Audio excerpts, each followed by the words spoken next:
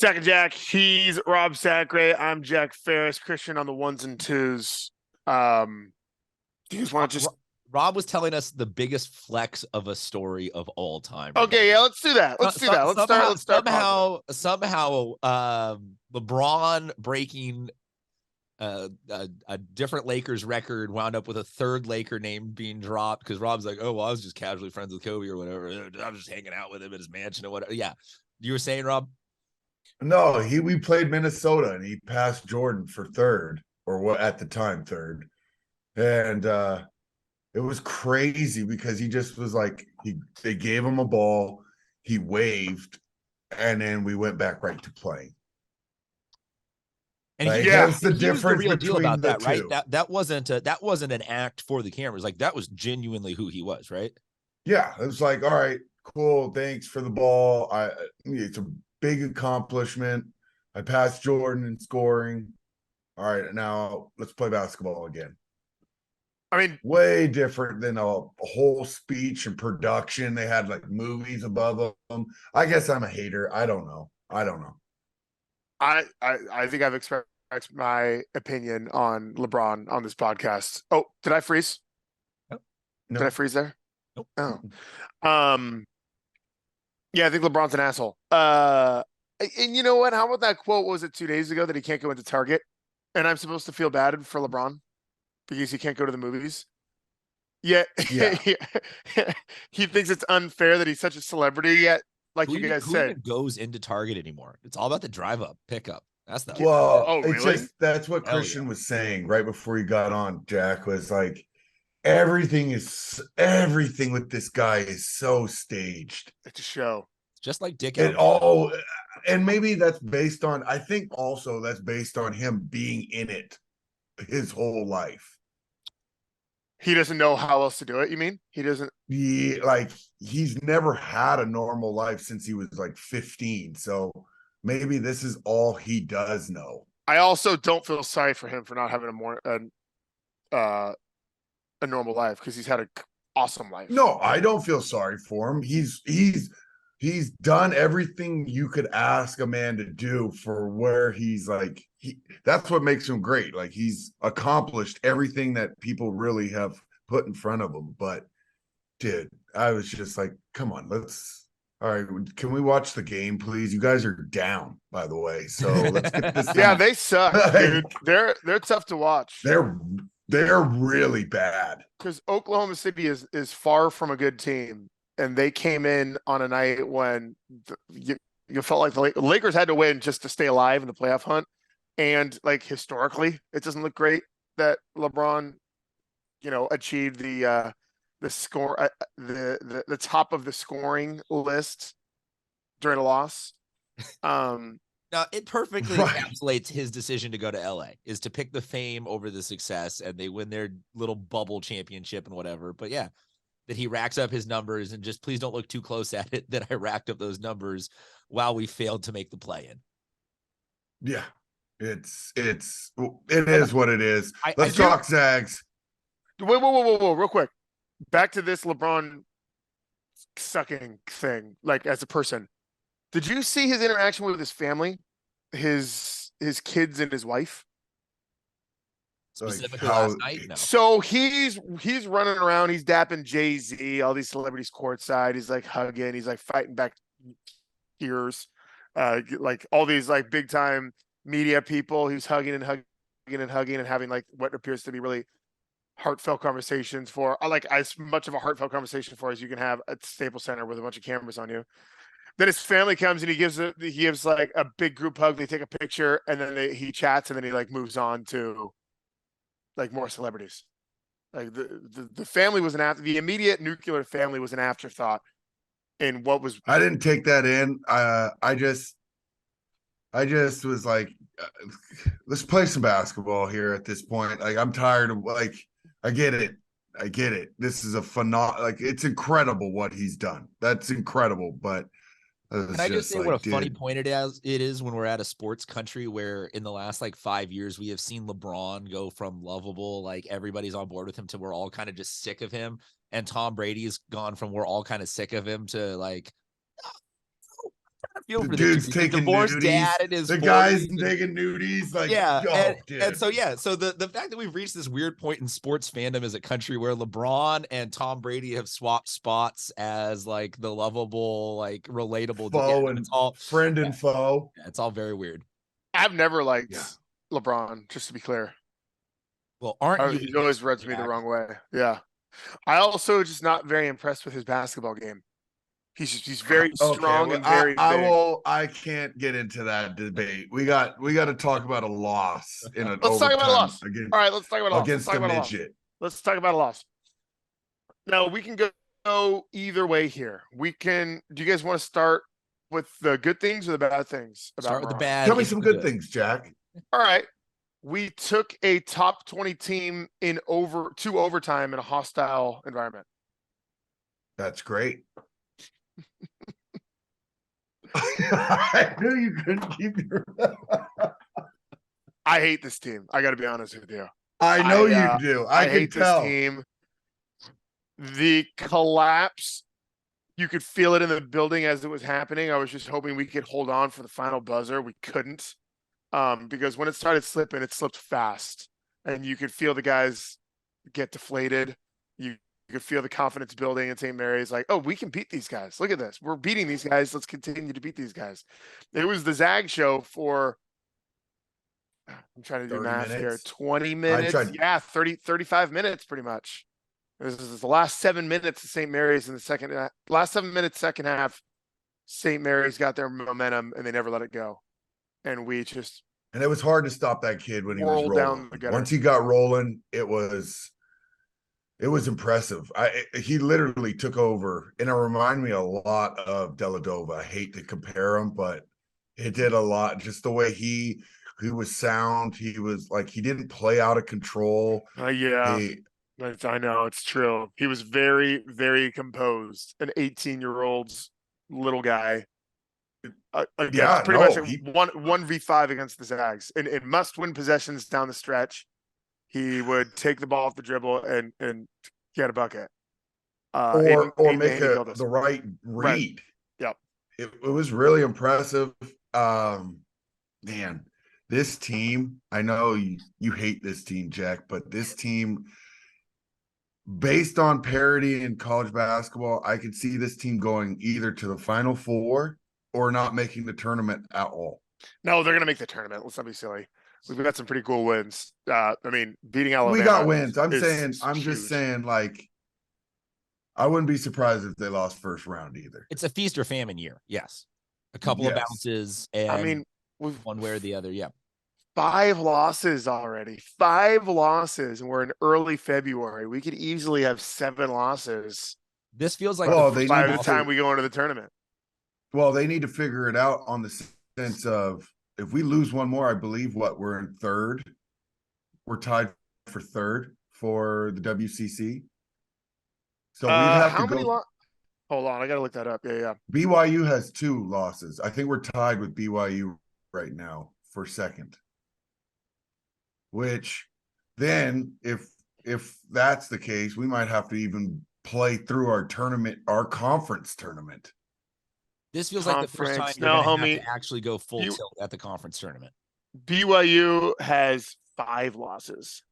They have 5 in conference? Yeah, LMU is who we're battling for third place. No. We're safe. We're safe. St. Mary's 10-0, Gonzaga 8-2, LMU 6-5, BYU 6-5, Stanley Clarify 5. So we're firmly in second. Oh, I didn't even know it was that. But yeah. Which, get the hell out of here, BYU. Adios. Yeah, let's not waste our time with them anymore. Done. I just don't know. I think this team, like you said, Christian, this team, if the ball rolls the right way, we could also go to the Final Four. If guys because make everybody shots. Sucks. I mean, if you look at who lost, God, between Thursday and Sunday, something like, I think it was 17 top 25 teams lost. So everybody sucks. Right. So that's one thing we got going on. Are you guys at the point yet? Because we're now in February, like March is almost here. Are we at the point where more than any other year, you guys are actually playing the hypothetical game and looking at who we could potentially be matching up into the tournament, or is it just there's too much chaos on Gonzaga's end that you just really like, we got to figure out our own stuff first? Yeah, no, we got to figure out our own stuff. Gone is the luxury of knowing we're a top line seed and just kind of getting to pick who is going to be our 8-9 and who's going to be the 4 in our bracket. We're trying to get in a bracket. Like I said, we're going to make the tournament. I'm hoping we get a favorable draw and they don't ship us across the country, which at this point, I wouldn't blame them to put us in any bracket. Team from Spokane playing in Alabama. Yeah. Or something. Something absurd. What are the sites this year? We got Vegas. Hold on. Vegas is a site. Christian. Say goodbye. Guarantee you there is one team getting Barrett Robinson there in that situation. I don't know if that's Vegas? A reference that anybody gets, but Barrett Robinson, the Super Bowl for the Raiders center for the Super Bowl that disappeared. Barrett Robbins. Sorry. Yeah. That was a sad night. San Diego down into Tijuana. That is an urban myth growing up around San Diego parts. Okay. The West Regional is in the T-Mobile Arena in Vegas. That's the one the Zags are hoping we get. Probably guarantee you, dude, one player from a 15 or 16 seed does not show up to the game. No. This is the regional. 100%. This is the regional though. This is the second weekend. Okay. East Regional, New York, the Garden. Midwest Regional, Kansas City, the T-Mobile Center. That's where they do the Big 12 tournament. Yeah, gross is right. And then the South Regional is in Louisville, Kentucky, which is probably like 4 hours from Kansas City, I'm guessing. Maybe not. What? No. You don't think so? No. Maybe I'm thinking St. Louis. Kansas. Yes, that's what you're thinking. Kansas St. Louis. City to Louisville driving. Louisville. Okay, 7.5 hours. Louisville. St. Louis is literally the halfway mark between Kansas City and Louisville. All right. So there you have it. The first, second round sites. We got Birmingham, Des Moines, Orlando, Sacramento, Albany, Columbus, Denver, Greensboro. So obviously we would want as Zags, Sacramento or Denver. But who knows at this point? Yeah. At this point, let's just get in there. Let's get in there. All right. You want to go over the game a little bit?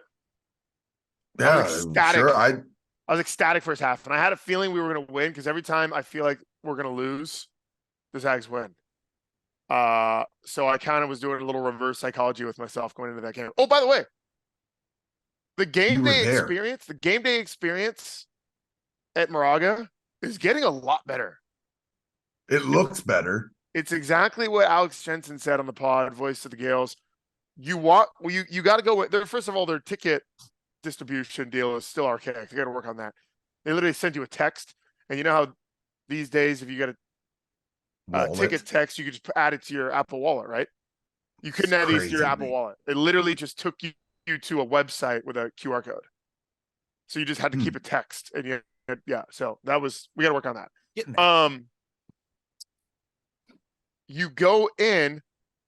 Once you're in, you can go outside to like a patio deal, and they had like big fire roasted pizzas. They had a couple of different bars. They had all kinds of different drinking options. So they were encouraging people to show up early because Moraga's in the middle of nowhere. Show up early, get into the game, and enjoy all the amenities, which I highly recommend people do if you go to the game next year. Okay, that said, I was high on the Zags first half. I mean, defensively, St. Mary's felt like we couldn't do anything, and we were getting quality looks. We were getting buckets, all very good things. I think we were up 8 at halftime, something like that. And I went to the bathroom with a bunch of St. Mary's folk around, and I said, "Aiden Mahoney," and that did not go over well. Grown men, old men, telling me to go back to Idaho. And no. Did they do that? Back to Idaho. I don't know if they. I don't know if they were. I'll send a militia down. I'll send a militia. I'll send an Idaho militia down to these guys. I don't know if they were just dumb or being funny, but either way, it was funny. Okay, then the second half happens, and we take on like a early first half barrage by St. Mary's. It's 38-35, and then we punch back. I think we're up 8 with like 7 minutes to go. And it all falls apart from there. Here is a glaring stat. First half, Gonzaga 32, St. Mary's 24. Second half, Gonzaga 29, St. Mary's 37. So we give up 37 points in the second half. Pretty much all Aiden Mahaney's doing, especially the last 10 minutes. Here is an unbelievable goddamn stat. First half of the basketball game, 20 minutes of basketball, we held St. Mary's to 24 points. Guess what they scored in the last 5 minutes of overtime? 24 points. 17 points. They scored 17 points in 5 minutes of basketball. Now, obviously, our defense. Timmy was sorry, out. Our Our guards defense completely can't. fell apart. Our guards can't stay in front of anybody. I'll say it. I'll like say it was on this- air. Our guards cannot keep. And then by the time whatever Mahimi was getting warm and was cooking, it was too late for Anton to be on him. It was just too late. Like he was already in his bag, and poor Anton. We switched Anton on him at the end of the game, but it was too late now. He's already seen the ball go through the hoop a couple times. Our guards just need to be better on defense. How about some? You want some guards? Nolan Hickman, 37 minutes. 37 minutes. 1 rebound, 1 assist. 7 points. How many points? 7. 7 points. 2 of 6 from the field. You know what I'm going to do it, so I'm just going to do it. Julian. Oh, poor guy. He's going to get it. 34 minutes of basketball. 4 of 11. 0 for 4 from deep. 0 for 4. 2 of 5 from the free throw line. Mind you, if he hits one of those, we win the game. If he goes 3 for 5 from the line, we win the game. I know you can't do like transfer of power. It changes everything. No, this felt like we have kind of been saying all season long. The team is really good, but they don't have that extra clutch like lock. We don't have a closer. Here. No closers. But we need a closer. Also, though, happened against a ranked team, so it felt instead of like, oh, we didn't make a point or two, this was kind of concerning. It went from, oh, we didn't make a play or two to blowing up. You know, the barn doors got blown off in the last 8 minutes, and that's very concerning. Of once we get out of that first round of the tournament, like we're going to face good teams and need to know how to lock down shooters and good singular top tier players. So yeah, no, a very concerning game. Regier, 26 minutes, 1 of 4 from the field, 4 points, fouled out. No assists for my man Regier. And I mean, one bright spot was Malachi Smith. Malachi Smith had a hell of a game. 5 of 6 from the field was Malachi. 1 of 3 from deep. I'll give Strother, though, credit. At the end, he was coming down, attacking the hoop, being aggressive, and getting that floater. Like, he was the only one at the end. Him and Timmy were the only one throwing up floaters at the end and scoring. But at that point, it was too late. Too late. I don't know, man. It's hard. It's hard to really put your finger on this team because it's like, we can't guard anybody. And by the end of the game, and I've been saying this, and they're just going to put Timmy in pick and rolls and wear his ass out at the end of the game. That's what it's out there now. The scouting report is put Timmy in pick and rolls every time they come down the floor.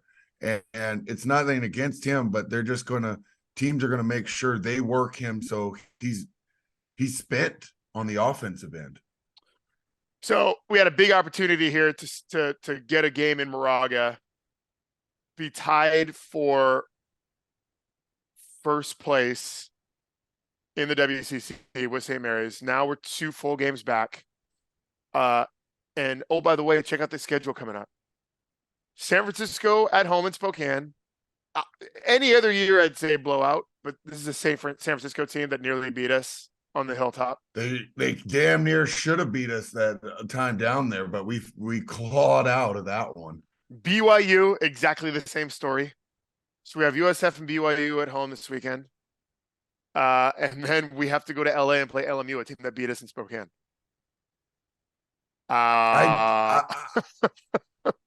So getting out of WCC play without at least one more loss at this point I'd hate to say it would kind of be impressive. It's it's tough when you're looking. Be a sentence that we ever. I know, to say. I know, Christian. When you're looking at the WCC schedule and getting nervous, it's a rough year for the Zags. Yeah, you're supposed to just be tomato cans, man. You're supposed to be shopping in the vegetable soup aisle. Yeah, no, I'm with you. Yes. Silver lining though, good news. This year, it's almost like few knew it. This year, instead of ending with a WCC opponent for senior night, he scheduled a cupcake for, I think that might be after the tournament. The 25th of February. No, it's not after the tournament, but it's after WCC play. We have St. Mary's at home on February 25th. That's a Saturday. And then we have Chicago State in. Oh, the Cougars. Is it the Cougars? How do you know that? My dad was the AD at Chicago State. Yeah, we got the Chicago State Cougars. That's correct. Yeah. That is the most random connection program. Did your dad set this game up? So here's the crazy. No. It's a Wednesday. So the crazy part was Wednesday. my dad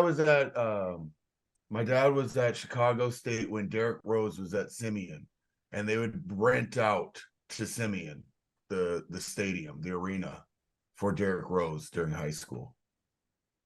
He must have been fun to see in high school before his knees started getting. He was fun to.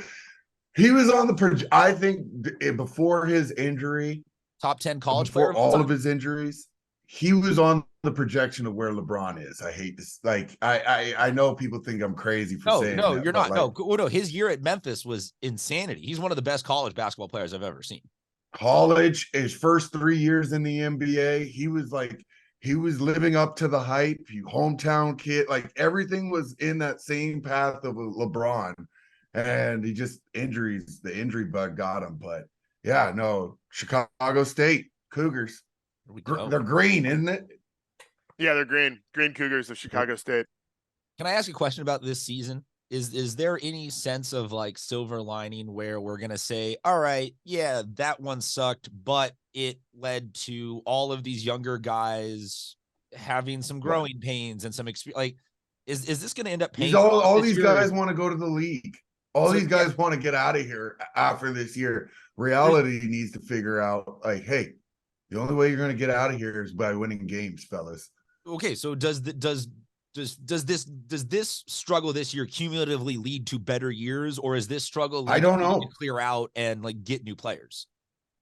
I mean, it's it's a fair question.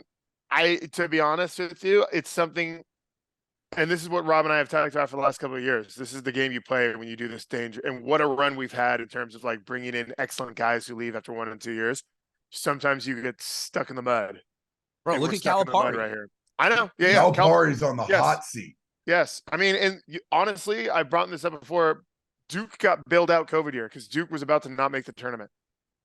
But 2020 happened. And tournament was canceled, so that's not a stand. Living through Boeheim, ruining all of his legacy, staying on way beyond the point of the game being relevant for him. Yeah, no, we're seeing some of the older greats. Finally, they played with fire one too many times, and no one talks about Duke and North Carolina right now. Yeah, right now. Like they're not even in talks about being in stuff like in the tournament. Anyway, I think the basketball world, we've got 5 losses and we're number 16 in the country, right?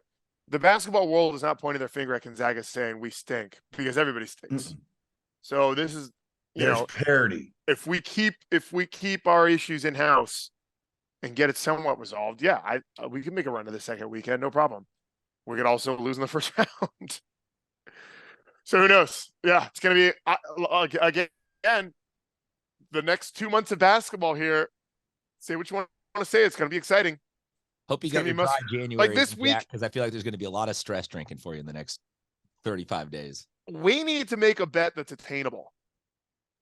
Because Julian hitting 5 after he hit 8 was clearly not attainable. How about God bless you, Jack.